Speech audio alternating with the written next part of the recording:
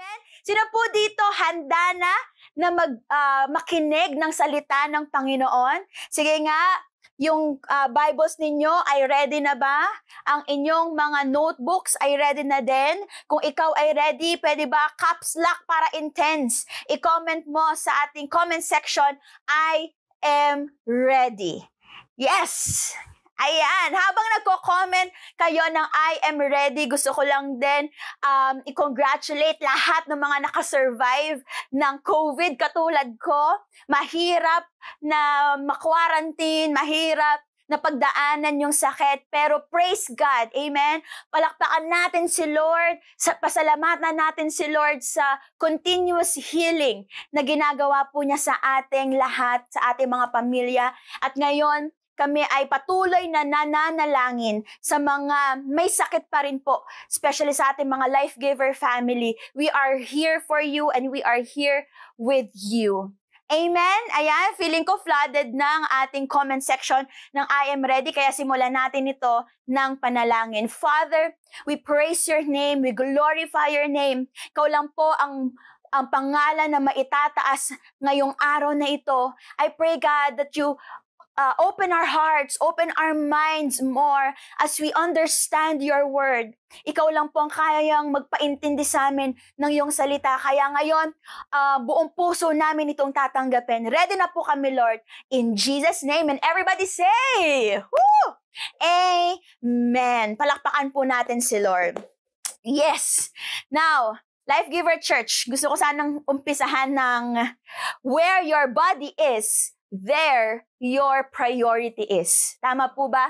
Kung last week, binalik tayo ni Lord sa brokenness natin, ngayon naman po, ibabalik tayo ni Lord sa tamang priority natin. Kaya ang tanong ko sa'yo, nasan ka lagi? Alam ko namang nasa bahay ka lagi, pero nasan yung katawan mo? Saan pumupunta yung katawan mo? Or ano ang ginagawa mo lagi? Saan ka nakafocus? Alam niyo po, kung nasan lahat yan, yun yung priority mo. Tama ba?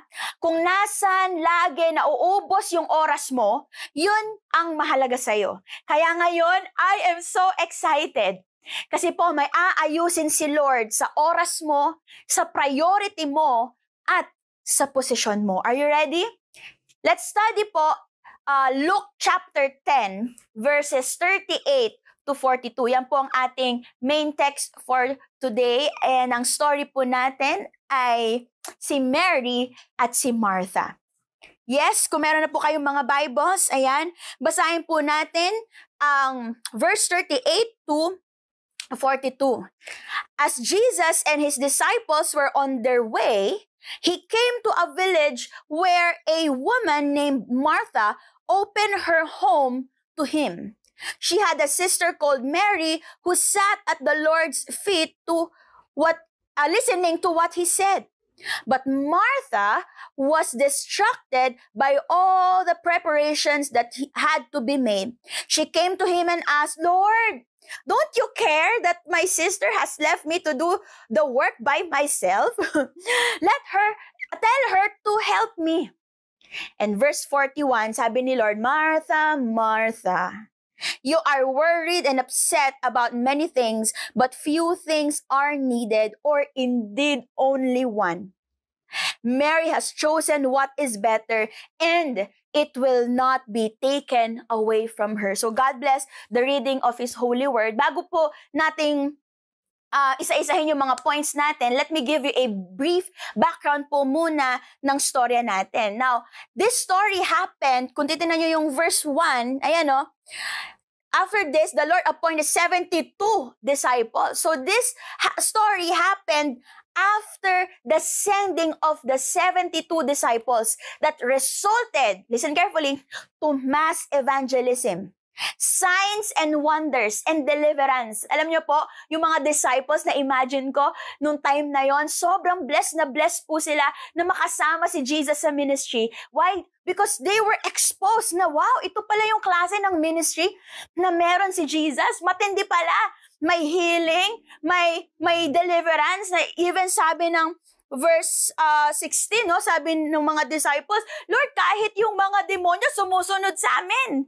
Diba, umaalis sila, isang command lang. Matindi pala ang ministry. And even Jesus said in verse 24, for I tell you that many, tingnan natin, for I tell you that many prophets and kings wanted to see what you see but did not see. Yung mga nakita nyo ngayon, di pa nakita ng mga prophets, ng mga leaders noon. Blessed ka, nakikita mo yung ganitong ministry. And to hear but did not hear it. Amen. Grabe, they were exposed to practical ministry. And afterwards, so verse 25, in-explain ni Jesus yung summary ng kanyang ministry sa lupa by telling the parable of the Good Samaritan. At ano ba yung ministry ni Jesus sa lupa? And that is to seek and save the lost, to reach out the hurting and afflicted. And in verse 37, Jesus said, go and do likewise. Lumalabas, tinuturo ni Jesus sa atin at sa mga disciples noong araw na yon that the goal of a Christian life is to be a good Samaritan. Then, eto na guys. Then, they visited a village. Sabi ng story natin, Martha opened her home to him. And then what happened? May kapatid siya na umupo sa paanan ni Jesus, nakikinig nung turo niya. And here comes Martha, very distracted with so many things.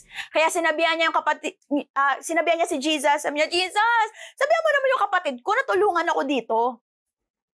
And ito po yung gigising sa atin ngayon, sa ating Christian life. Sabi ni Jesus, you are worried and upset about many things, but few things are needed, or indeed only one.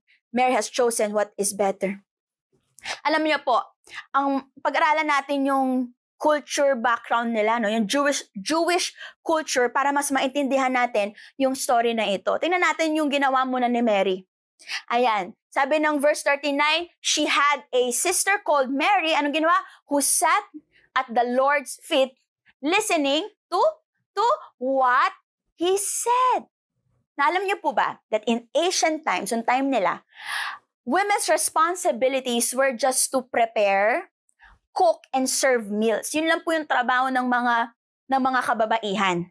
Pati na rin po ang mag-alaga ng bata or do household chores. Kaya itong ginawa ni Mary na umupo to sit at the Lord's feet was extraordinary and beyond culture. Maraming magugulat dun sa ginawa at posisyon ni Mary. Bakit? Now, to sit at the feet, ayan, nakikita ninyo, in-underline namin, okay, binold namin, to sit at the feet of a rabbi.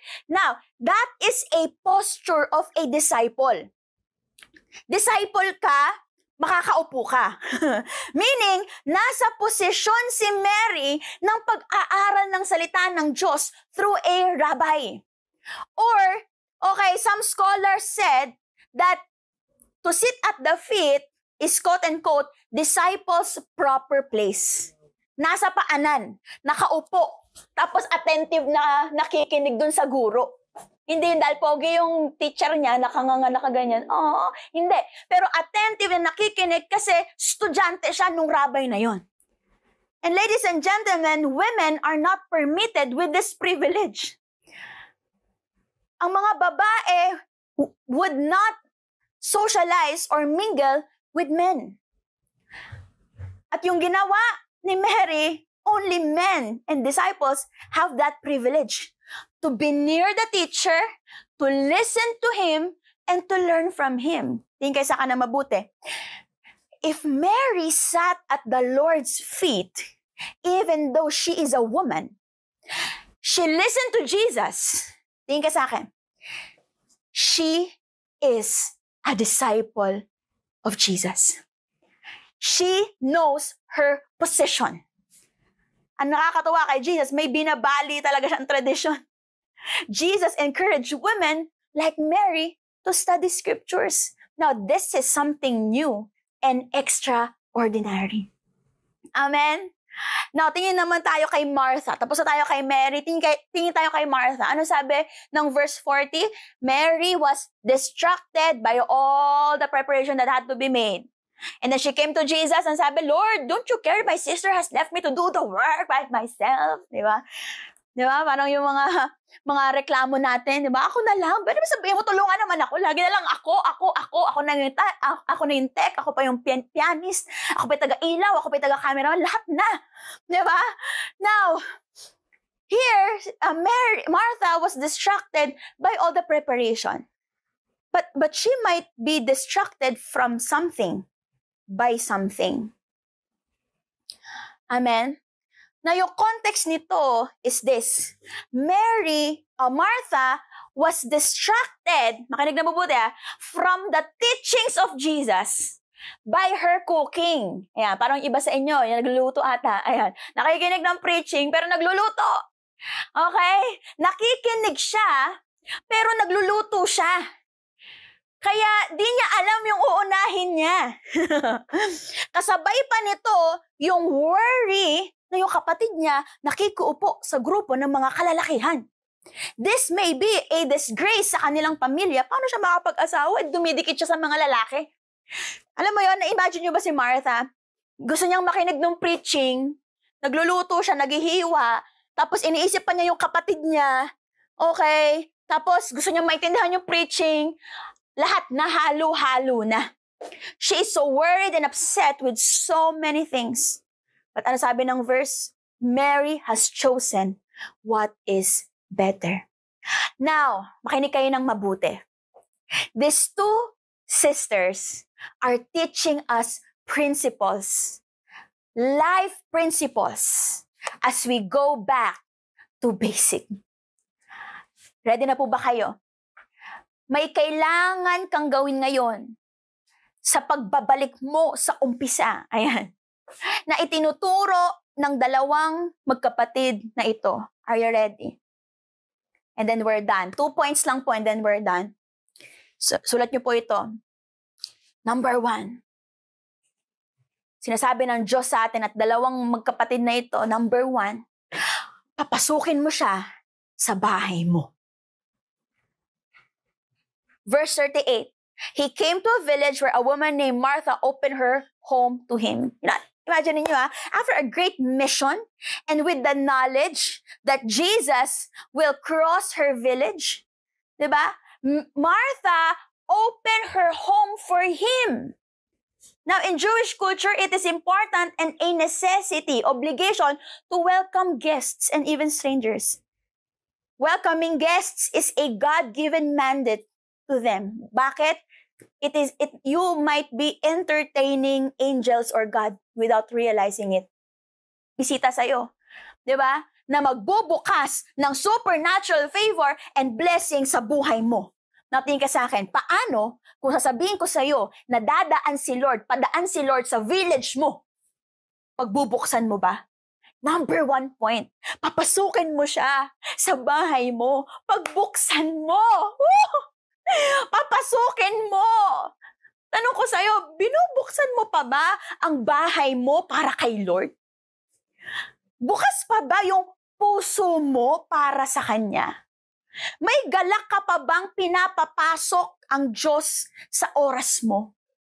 Alam nyo, ilang tao nang pinapasok mo sa buhay mo na nagsira sa'yo.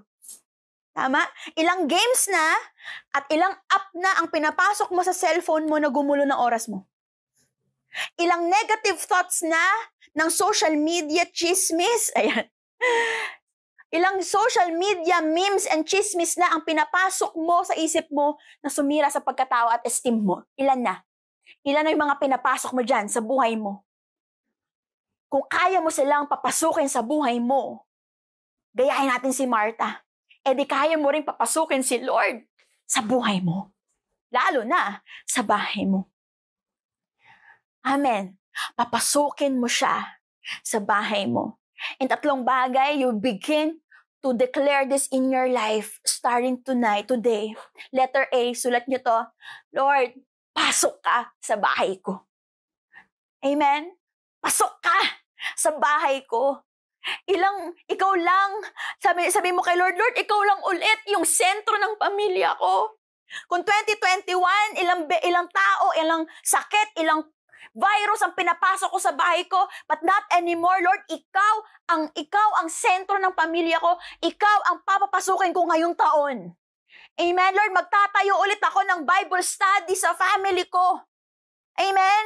Ang bahay ko ay hindi magiging pugad ng anxiety, pero magiging tahanan ng Holy Spirit. Amen? Fill your home with worship. Gets ko naman yung mga K-pop fans. Ayan, di ba? Sarap naman talagang kantahin at patugtugin sa bahay yung mga kanta nila. Pero kung kaya mo silang papasukin, kaya mo rin papasukin ng worship songs sa bahay mo. Amen? This year, sabi mo, Lord, papapasukin ko ulit ang worship song sa bahay. You are the God of love, and love will reign in my home this year. Amen? Ayan, umiinit na ata ang comment section. Sige nga, sabi mo, pasok ka sa bahay ko. Amen? Lord, pasok ka ulit dito sa bahay ko. Sabay-sabay kaming manunood every Sunday ng church service at walang makakapigil sa amin. Amen? Pangalawa, pasok ka sa bahay ko. Letter B, sabihin mo sa Diyos ngayong taon, Lord, pasok ka sa puso ko. Hindi lang sa bahay ko, pero sa puso ko. Lord, my heart is an open door. Wow, parang kanta yun, di ba? My heart is an open door. I will let you move freely in my life again. Alam nyo, let Him visit the rooms of your heart again. Huwag ka na ngayon na mag-lock ng certain door. Na Lord, pwede ka sa sala ko, or pwede ka sa kwarto ko, pero dito sa storage ko na to, wag. Hindi ka pwede dyan. This year, ibukas mo lahat ng pintuan ng puso mo. Move. Let Him move. Let Him move. Sabi mo, Lord, pagod na ako. Ikaw na. Suko na ako ngayong taon. Binibigay ko na yung puso ko sa'yo. Church, pagalawin mo siya and let Him take control. Amen? Yes. Number 1, letter A, papasok ka sa bahay ko. Letter B, pasok ka sa puso ko. But letter C, hello, pasok ka sa oras ko. Ano oras na? Ano oras na? Alam nyo, nakakalungkot yung ibang tao. Wala na sa plano nilang papasukin si Jesus sa calendar nila. Kahit na marinig mo na dadaan si Jesus sa bahay mo through your devotion, through your prayer time, through life group topic, sa Zoom ng life group nyo, ng church nyo, wala na. Ang lagi mo na sabi, okay. Okay na lang ang sagot mong kahit alam mong dadaan si Lord. Now, not anymore this year. Amen, Life Giver Church. Pupunuin mo ang schedule mo, hindi lang ng schoolworks, hindi lang ng workloads, pero gawain ni Lord. And hindi lang siya nakapencil, Diba, ganyan tayo, pencil book mo muna yung life group, pencil book mo muna yung life retreat, pencil book mo muna yung mga SO, hindi na. Ang naka-pencil book yung mga ibang gawain, ang naka-pentel pen yung mga gawain ni Lord. Amen, not anymore. Nawala sa oras ko sa Lord. Lord, pasok ka. Lord, pasok ka sa oras ko. Ubusin mo yung oras ko. Amen. Lord, tignan mo schedule ko, ikaw ang priority. Again, naka-pentel pen. Naka-pentel pen. Simple lang naman po, no? Bigyan mo ulit ng oras ang one-on-one. Kahit 30 minutes sa isang linggo, bigyan mo ng oras. Amen? Bigyan mo ulit ng oras ang life group. Bigyan mo ulit ng oras ang devotion at ang prayer. Amen? Bigyan mo ulit ng oras yung church service and Sunday. Papasukin mo siya. I-prioritize mo. Pwede mo ulit sabihin ngayon na, Lord, kung may oras ako sa Netflix, may oras ako sa devotion. Amen. Kung may oras ako na mag-leave sa company para mag-outing, may oras ako para sa life group. Kung may oras ako, bumiyahe para mag-unwind. Lord, kasi nakaka-stress. Kailangan mo na pumunta ng Tagaytay. Gusto ko muna pumunta ng Boracay. Diba? Kasi nga, sobrang nakaka-stress. Kung may oras ako para doon, may oras ako sa one-on-one discipleship. Amen. Amen. Kung may oras ako sa ibang bagay, may oras ako para sa Diyos. Number 1, ano po ulit ang sinasabi ng storya na ito? Tinuturo sa atin, number 1, papasukin mo siya sa bahay mo. And lessons na pwede natin i-take away dito, kunin dito. Sulat niyo po ito. Trabaho ng Diyos, kumatok. Trabaho mo, papasukin siya. Huwag mo lang siyang papasukin, bagkus, patirahin. Ito pa. Ang kakatokin niyang bahay ay bahay na alam niya na siya ang hari. Amen. At ang pinakamataas na fellowship sa Diyos ay pasukin niya ang bahay mo. Tapos kakain siya doon at mabubusog siya. Ladies and gentlemen, this year, God will come and will visit your homes, and your house will never be the same again, and your hearts will experience breakthrough, and your time, grabe, i-revolutionize ng Panginoon. Lahat na naniniwala na mangyayari yan ngayong taon, sige nga, sabihin mo, akin yan! Woo! Amen! Flood it! Ulanan natin ang comment section ng akin yan. Amen. Buhay pa po ba ang Life Giver Church? Yes. Ayan. Pumunta na tayo sa second point and the last point. Okay. Number 1, papasukin mo siya sa bahay mo. Pangalawa, ang tinuturo ni Mary and ni Martha sa atin dito. Pangalawa is umupo ka sa paanan niya. Verse 39, sabi, Mary, who sat at the Lord's feet, listening to what He said. Kapag pinapasok mo si Jesus, umupo ka naman. Umupo ka naman. Yung wag kang busy. Wag ka nang mag-asikaso ng ibang bagay. Focus on Him. Kasi isang malaking pribileyo na pumunta si Lord sa bahay mo. Alam niyo, pero wala namang ginagawang masama si Martha. Tama. Pero, sadyang iba lang yung outlook ni Mary eh. Tingin kayo sa akin. For Martha po, bumisita si Jesus sa bahay. Siyempre, may bisita si Jesus na yun eh. Kaya ang mindset niya, paglilingkuran ko siya. Or, I'll prepare everything for Him. But for Mary, makinig na mabuti. For Mary, bumisita si Jesus, sasamahan ko siya.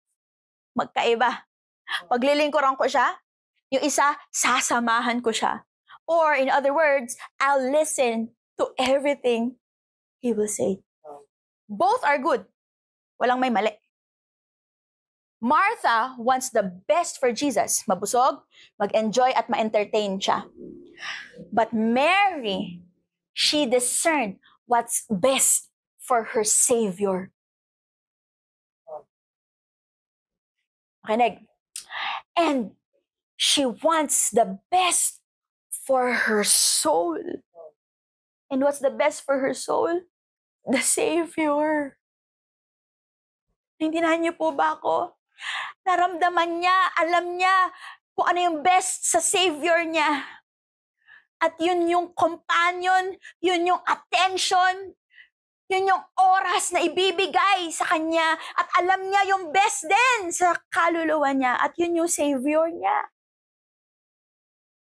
Because our soul longs for our Savior. Tama po, sabi ng Psalms 42 verse 1, as the deer pants for streams of water, so my soul pants for you. And guys, na-hit ni Mary. Alam ni Mary kung ano yung kailangan at best kay Jesus at sa kanya. Yun yung magsama sila. Yun yung magkaroon sila ng intimate relationship. It's like, si Martha sabi niya, Lord, I will work for you.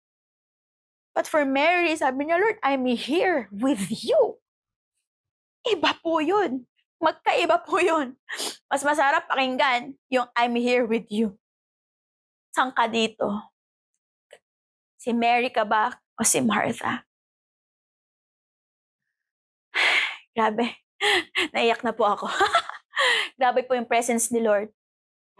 Now, sa pangalawang puntos natin, na umupo ka sa paanan niya, I'm challenging you to declare this in your life. Starting today. Letter A. Lord, magiging disciple ako. 2022, magiging disciple ako. Listen carefully. Letter A, magiging disciple ako. Ayan. Alam po ni Mary ang posisyon niya. Ano po ulit yung culture? Ano po ulit yung ibig sabihin ng to sit at the feet? Ano po ulit? To sit at the feet is a posture of a disciple. Tama? The mere fact that she sat down at the feet of Jesus, kahit babae siya, she knows that she is a disciple who listens to her rabbi and learns from him. She is a disciple, not a worker. She is a disciple, not a worker. What have you become today? Tinanong tayo ni Pastora Jamie last week, gaano ka nakatagal na Christian? 10 years? 5 years? 2 years? Now, dun sa span na yon, sino ka na naging? Alam niyo po ako, naging pastor na lang po ako. Pero hindi ako naging disciple. Nakalimutan ko na, disciple pala ako. I need to listen and learn from him. I need to sit beside him and not work for him. Ako, naging disciple. Hindi ako naging disciple, naging pastor ako. Naging coordinator ako. Naging psychologist ako. Hello, hindi na ako umupo sa paanan ni Jesus. Ikaw, what have you become? Are you now a stranger? Stranger ka na, yung dumadaan na lang. Diba? Ay, nagpapasabay lang ako. Sino ka na naging? Are you now a mere worker? Or are you still a disciple? I think ito po yung kailangan mong balikan. Dito ka kailangan bumalik. Go back to being a disciple. A disciple who listens. A disciple who hears the word of God. Yung disciple na nakatingala. Nakatingala sa rabbi niya, 'di ba? Nakatingala sa pastor niya, sa mentor niya, kahit natatalsikan siya ng laway, okay lang kasi may anointing doon, 'di ba? Alam mo yung wala kang pake, basta gusto mo lang matuto, gusto mo lang marinig siya. Yung ayaw mo nang mawala sa tabi niya. Wala eh. Worker ka na lang eh. Wow. Worker na lang ako. Minister na lang ako. Tagaluto ako. Pero si Mary, alam niya posisyon niya. Oh, babae ako, tagaluto ako. Household chores yung trabaho ko. Pero dandito si Jesus, disciple ako. Balik ka dun sa panahon na yun. Back to start. Back to being a disciple. Diba, before you become a coach, grabe naman dito sa presence ni Lord sa studio. Before you become a coach, di ba disciple ka? Before you become a pastor, di ba disciple ka? Before kang kumanta-kanta dito, di ba disciple ka? Bago ka maging engineer, hindi ka lang engineer, hindi ka lang doktor, di ba disciple ka? You know, sabi mo sa Diyos ulit, magiging disciple ako. Or magiging disciple ulit ako. May chance ulit ngayong araw na ito. And letter B and the last, makikinig ulit ako. Itigil mo yung ginagawa mo. Itigil mo yung paghahanda mo. Makinig ka ulit. Di ba lagi tayong tinutukso ni Pastor Gary, tama na yung paghihiwa ng sibuyas, makinig ka. Yun yung point. Tama na, wait lang. Tama na muna yan. Tama na muna yung ginagawa mo, makinig ka. Makinig ka kay Jesus, nandiyan o bumibisita sa'yo. Alam ko yung iba sa atin, nagtuturo na. Para kang si Martha, you are the head of the household. Kaya matik, ikaw yung punong abala. Pero teka, huwag kang magpa-distract. Makinig ka ulit sa kanya. Matuto ka ulit. Tumingala ka ulit. Hindi naman sobrang taas o nung tingala ko. Diba? Ganyan lang. Diba? Tumingala ka ulit tapos sabihin mo, Lord, teach me more. Lord, I want more. Sabihin mo ulit kay Lord na, Lord, I'll listen. I'll pause and listen to you. Na kahit ako lang yung mag-isang babae dito, sirain na nila ako, puro lalaki katabi ko, wala akong pakialam. Sabi ni Mary, my original role and task is to be taught by my rabbi. Student mode. Pupil mode. That's who I am. Magaling ka na. Pero makinig ka ulit.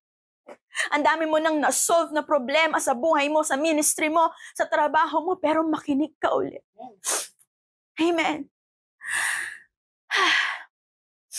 Alam nyo, ang gusto ng Diyos ay hindi lang alis, lakad, takbo, kundi upo, aral, dasal. Wow. Amen. Bumalik ka sa dapat mong posisyon. Bumalik ka sa dapat mong kalagayan or kalalagyan. At yun ay sa kanyang paanan. Wala ka sa pulpit. Di ka para dito. Para ka dun sa paanan.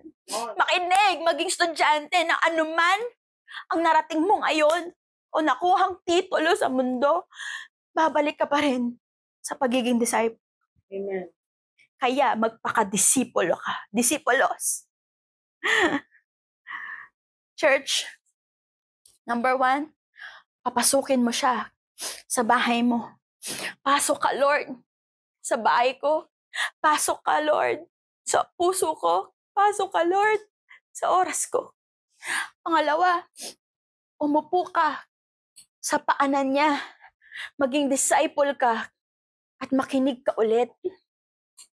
And as I end, for Jesus, let me highlight the word better. For Jesus, this is better. Balikan po natin yung sinabi niya. Martha, Martha, you are worried and upset about many things, but few things are needed. Or indeed, only one. Isa lang. Kailangan po. And Mary has chosen, ayan na, bilugan natin, what is better. And it will not be taken away from her. Alam niyo po ba, na in other translation, NASB, at iba pang mga translation, ang sabi ng verse na ito is, Mary has chosen the good part. Good part. And good part is also called portion. Ano po ulit? Portion. And itong portion na to paulit-ulit na kinakanta ng mga psalmist ni David. Ito yung lagi paulit-ulit na dinedeclare ng mga prophets na Lord.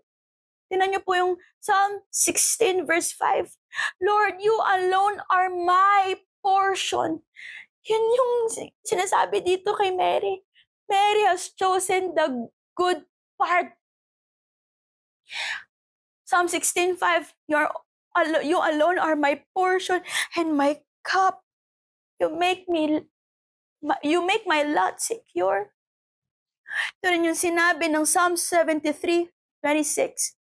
My flesh and my heart may fail, but God is the strength of my heart and my portion forever.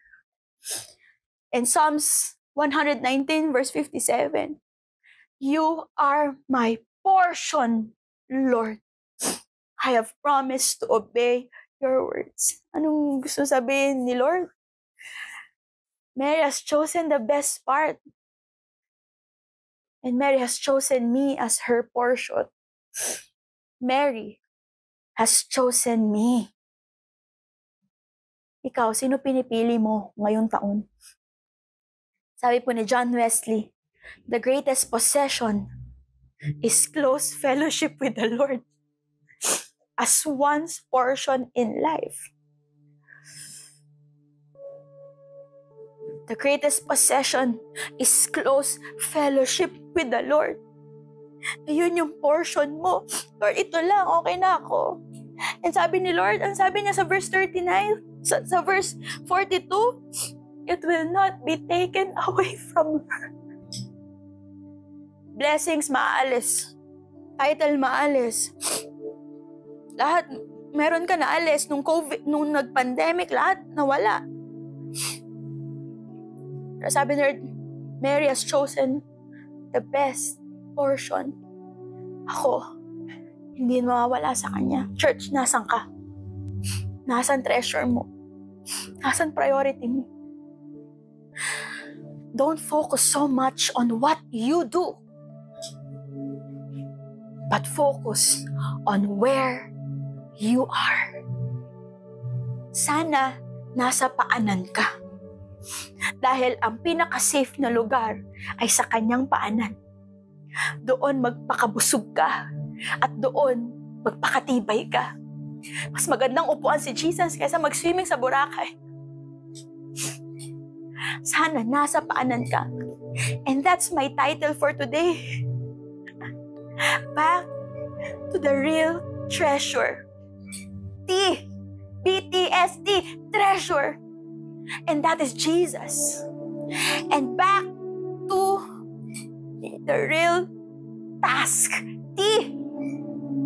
Task. And that is to be a disciple. Treasure mo si Jesus. Best part mo si Jesus. Portion mo si Jesus. Best reward mo si God. And my task on earth is just one thing. My task is just to be a disciple. To hear again. To listen to Him again. Kapag bumalik ka sa pagiging disciple, makakabalik ka sa tamang daan.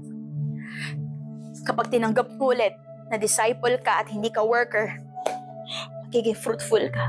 You're not just a teller.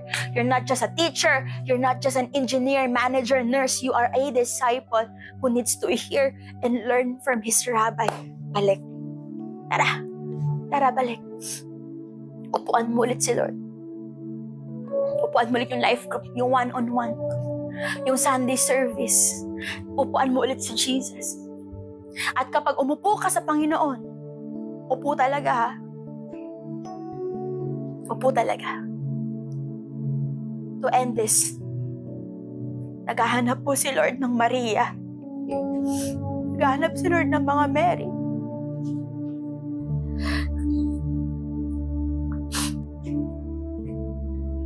Maganda pong may Martha, pero mas magandang may Mary, may Maria. Magandang may nagluluto, pero mas magandang may nakikinig na puso na kay Lord. Church, papasukin, upuan, pakinggan, at lumalim. Titibay, lalakas ka, hanggang huli, gagamitin ka.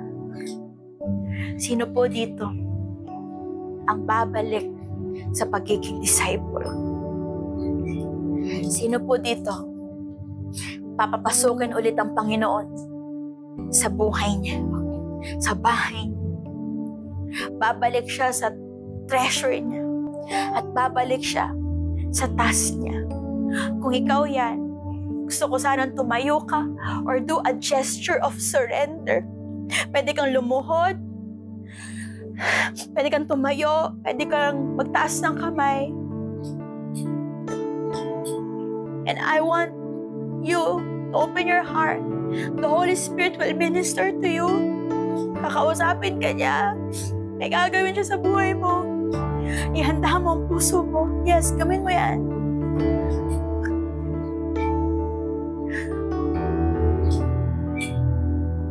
Sige lang po. As we listen to this song, surrender. The more I seek you,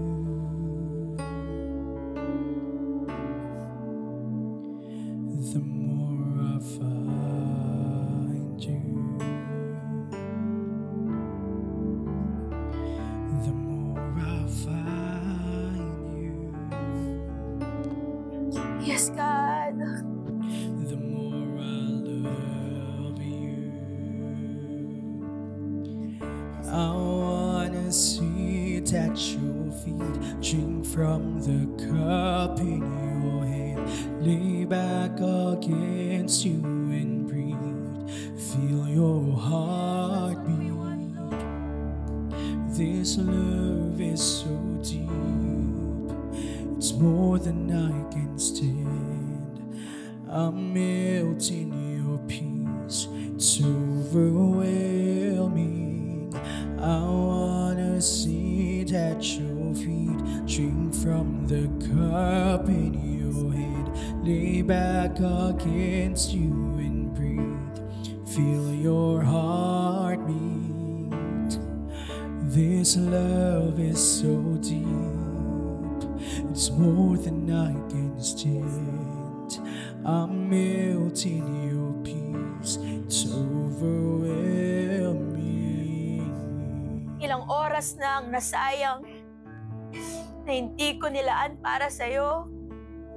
Ilang trabaho na ang ginawa ko na hindi mo naman talaga pinapagawa. Lord, ngayon humihingi kami ng tawad. Sa iba kami nakafocus. Iba na yung ginagawa namin. Iba na yung goal namin. Iba na rin yung title namin. We're seeking sa iba't ibang mga title ng mundo. Pero ang pinakamahalaga lang pala ay ang maging disipulo mo. Lord, ngayon, bumabalik kami. Lord, bumabalik kami. Lord, I want to be a disciple na gusto lang sa tabi mo. Lord, patabi ulit. Lord, patabi ulit. Yung di ako aalis sa'yo. Better is one day in your courts than 1,000 elsewhere. Balik mo yun, church. Balik mo yun. Lord, makikinig ako ulit sa'yo. Lord, sasamahan kita ulit. Hindi lang ako magpapakabasag. Pero sasamahan kita. Ititigil ko lahat ng mga ginagawa ko pag nandito ka na. Hindi ako magmumultitask. Nakatingala lang ako sa'yo. Makikinig ako sa'yo. Dapat ako magluto pero makikinig ako sa'yo. Balik ka doon. Come on, decide today. Lord, magiging disciple ako ulit. Come on. I'll be a disciple. I'll be a disciple. Pero di mangyayari yan kung in the first place hindi mo siya papapasukin sa buhay mo ulit. Kaya ngayon, pangalawa, come on, make a decision. Lord, papapasukin kita ulit sa bahay ko. Devotion time, prayer time, Bible study. Pasok yan sa itinerary ko.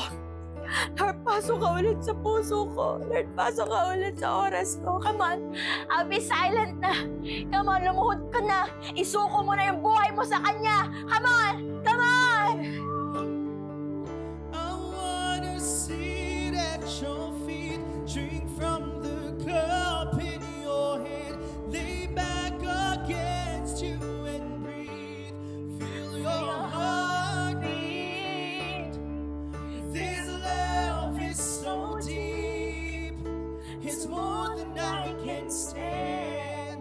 I'm melting your peace. It's overwhelming. I wanna sit at your feet, drink from the cup in your hand, lay back against you and breathe. Feel your heart beat. This love is so deep. It's more than I can stand.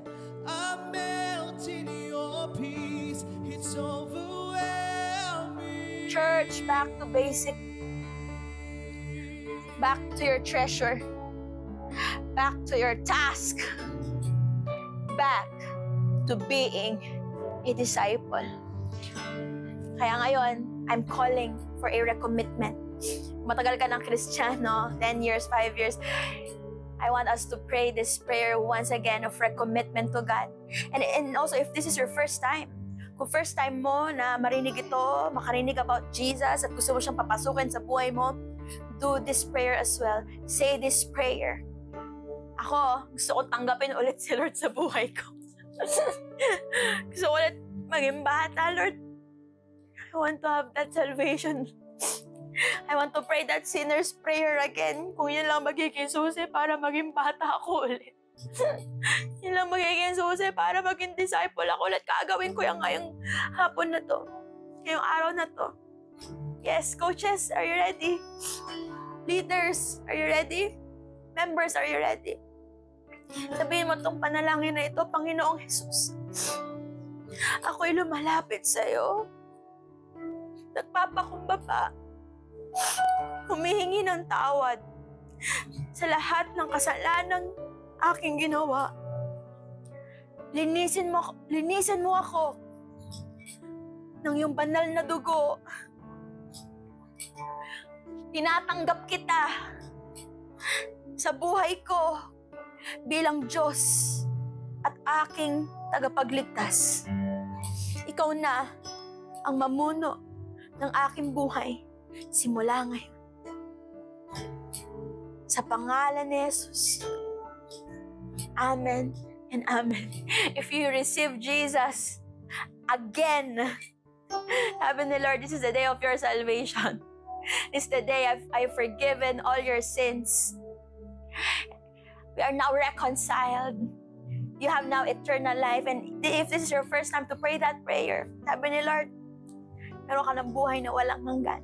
Gusto ko tang makilala pa. Gusto kong maranasan mo pa ako. This is just a start. Life Giver Church, come on. Why not let's give God the best clap offering. Come on, wherever you are. Yes, yes. Clap your hands and praise God. Praise God. Praise Him. His love endures forever. His love endures forever. You are mighty. You are strong. You are magnificent and holy. And you deserve the praises, glory, and honor, Lord God, from your children. Father, thank you for this word. We were revived. We were greatly reminded of who we are. We will be a disciple. So, Lord, we seal this in your most precious name. In Jesus' name, and everybody say, Amen. God bless you, Life Giver Church. Pag-usapan ito sa life group, pag-usapan sa pamilya, at talagang i-apply ang salitang ito, hindi lang ngayong linggo, pero sa buong taon. God bless you, everyone.